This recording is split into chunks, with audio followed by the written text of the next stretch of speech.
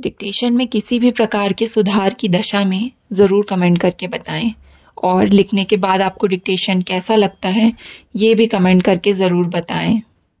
ज़्यादा समय ना लेते हुए डिक्टेशन स्टार्ट करती हूँ। 100 शब्द प्रति मिनट की गति से डिक्टेशन स्टार्ट होगा 5 सेकंड के बाद।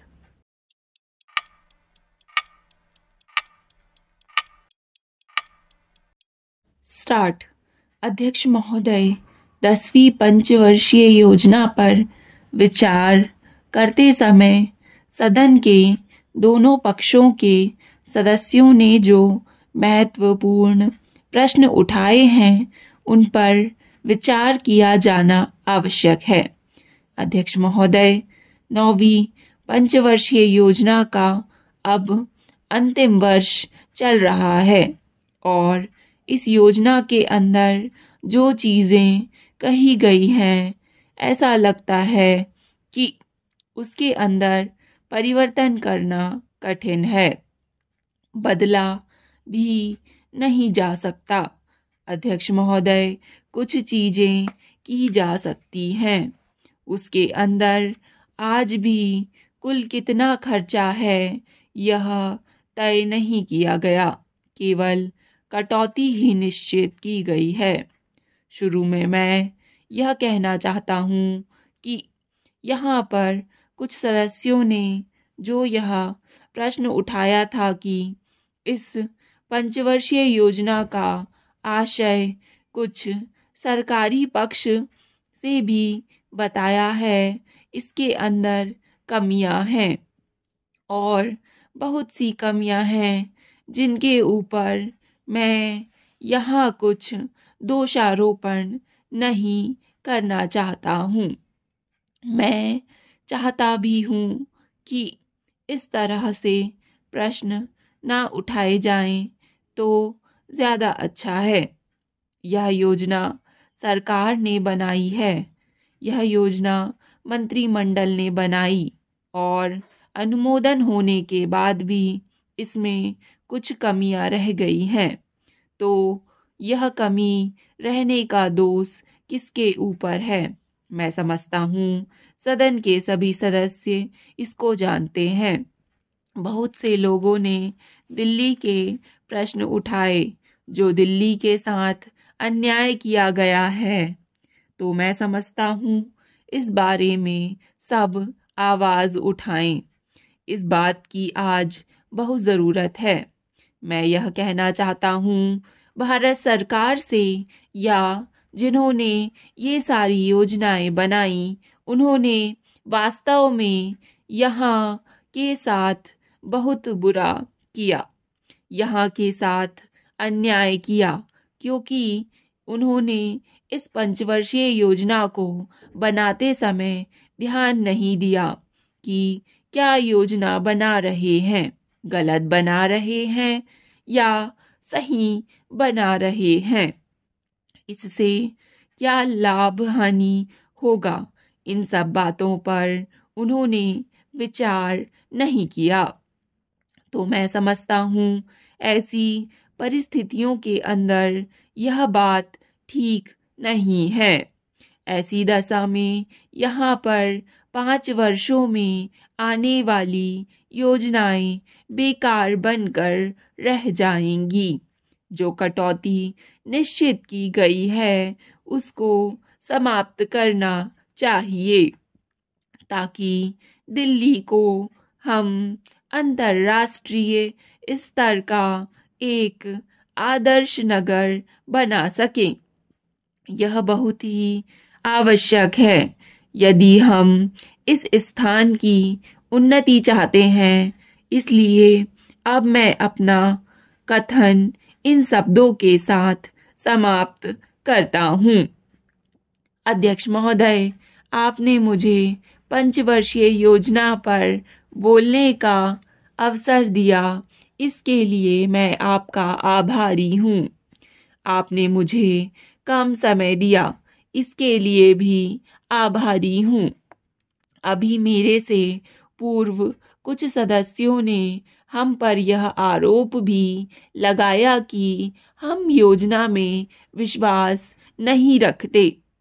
उन्होंने तो यह भी कहा कि हमारे चुनाव घोषणा पत्र में भी उनको इस बारे में कुछ नज़र नहीं आया।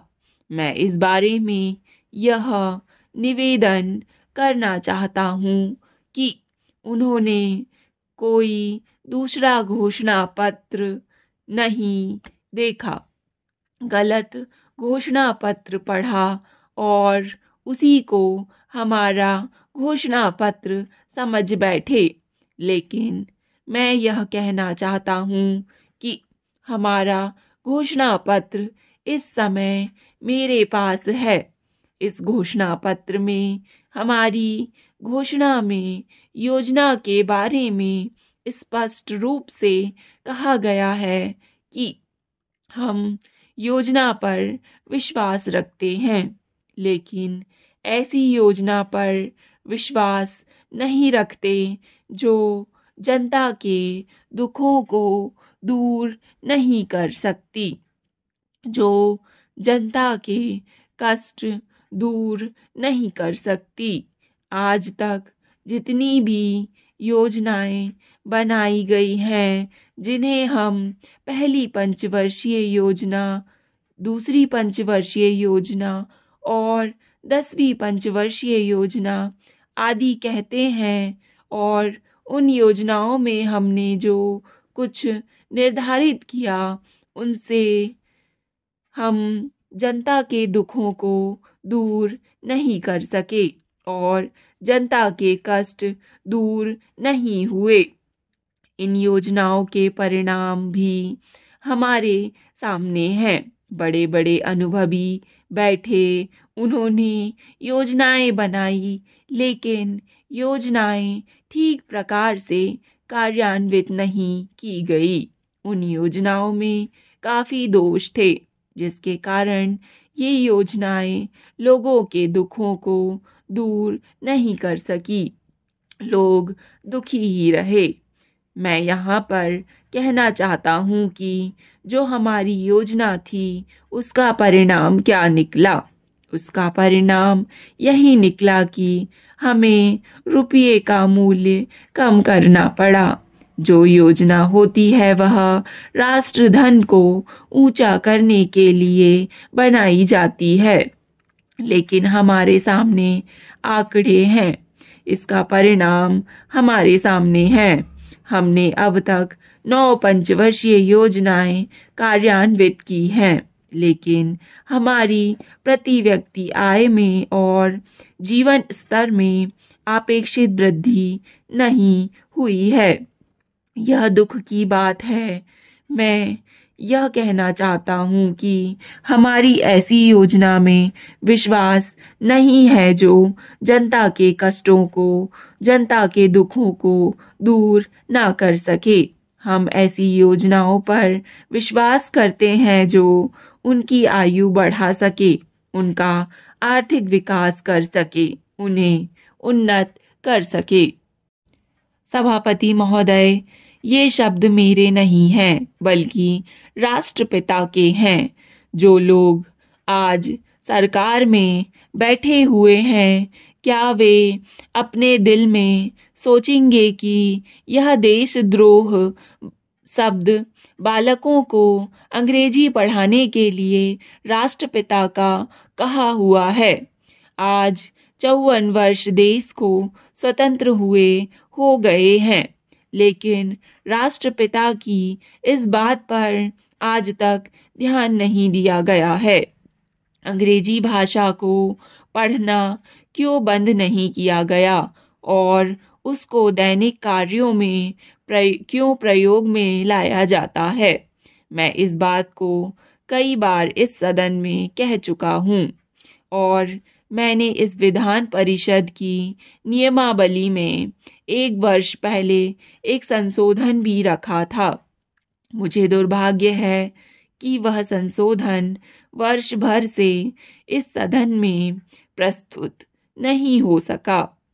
मेरी अपनी राय है कि कम से कम दैनिक कार्यों के लिए यदि सरकार अंग्रेजी भाषा का बंधन लगा दे तो बहुत अच्छा हो और जो यह अनुशासनहीनता है वह भी समाप्त हो जाए। सभापति महोदय, जैसा कि मेरे मित्र ने कहा, लड़कों के माता पिता अंग्रेजी का प्रयोग करते हैं और उनके शिक्षक भी उसका प्रयोग करते हैं। फिर बालकों पर उसका प्रभाव क्यों नहीं पड़ेगा? स्टॉप।